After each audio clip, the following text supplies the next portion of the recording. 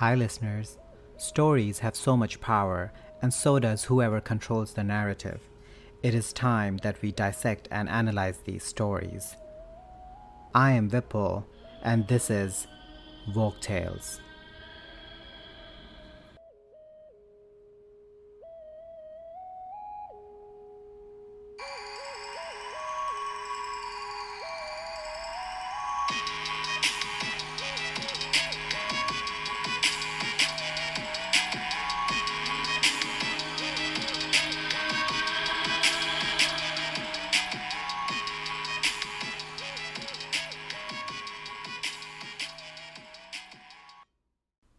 Hi, everyone.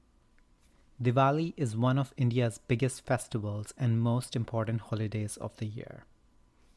The Hindu festival gets its name from the row of clay lamps, row meaning avali, and clay lamps meaning deep, that people light outside their homes to symbolize the inner light that protects from spiritual darkness.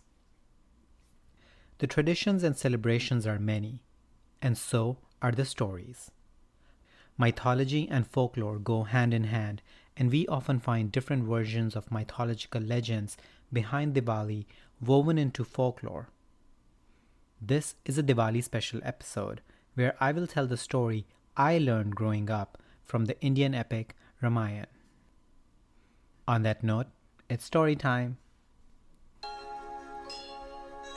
Thousands of years ago, in the city of Ayodhya, there was a wise and good king named Dashrath, who ruled along with his 3 queens and 4 princes.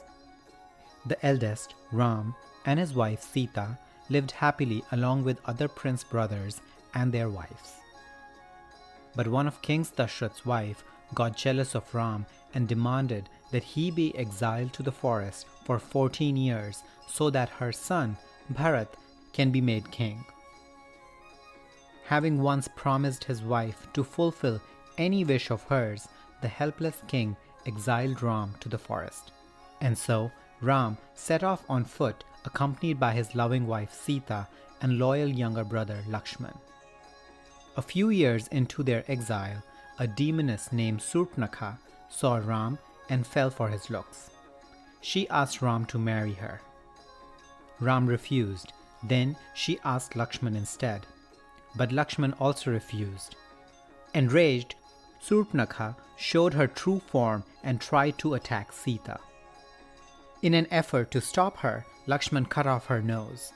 The demoness went wailing to her brother, who was none other than Ravan, the demon king of Lanka. Ravan was furious and swore revenge. With the help of another demon, who took the form of a golden deer, he distracted Ram and Lakshman and kidnapped Sita from their hut. When Ram and Lakshman returned, Sita was missing. They realized that something bad had happened while they were gone, and immediately rushed to find her. On their way, they came across an army of monkeys and bears that agreed to help them. Among them was a divine monkey named Hanuman, who had once vowed to be at Ram's service. Now, Hanuman was no ordinary monkey. He could fly over mountains, change size at will, and had superhuman strength. He had the power to leap across oceans in a single stride. So obviously, he ended up being Ram's strongest ally. It was Hanuman who finally found Sita imprisoned in one of Ravan's beautiful gardens. Hanuman reassured Sita that Ram would be here soon to rescue her. He came back to Ram with Sita's whereabouts, and the army of monkeys, bears, and men marched to Lanka.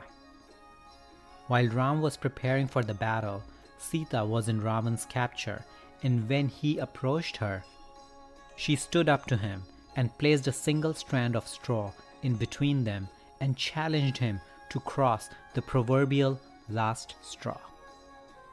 Soon the great battle started between the 2 mighty armies, and Ram's soldiers managed to kill all the demons except one, Ravan.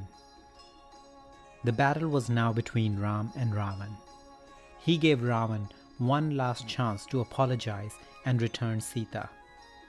Ravan instead rained down weapons on him. Ram too fought back relentlessly, but despite all his efforts, nothing seemed to kill Ravan. Finally, Ravan's brother Vibhishan told Ram that Ravan's weakest point was in his navel. Using an arrow given to him by the gods, Ram shot in the navel and killed Ravan instantly. And so Ram and Sita were finally reunited. Soon after, upon completion of their 14 years in exile, Ram, Sita, and Lakshman returned home to find the entire city of Ayodhya waiting for them.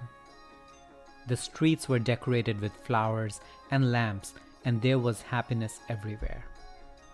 And this is why every year on Diwali, streets, homes, and offices are decorated with flowers and lit up with lamps, like the city of Ayodhya, in celebration of Ram and Sita's homecoming. Now, people light lamps at Diwali to remember that light triumphs over dark, good triumphs over evil, and hope and happiness triumphs over sorrow and misery. Whether one believes in these legends and stories or not, this is a timeless lesson everyone can be grateful for. On that note, happy Diwali and bye for now. Let me know your thoughts on the story and our discussion by emailing me on woketalespodcast@gmail.com or through social media at woketalespodcast on Instagram and woketalespod on Twitter. And please rate, review, and like Woketales Podcast, and don't forget to subscribe so you can easily access our weekly stories.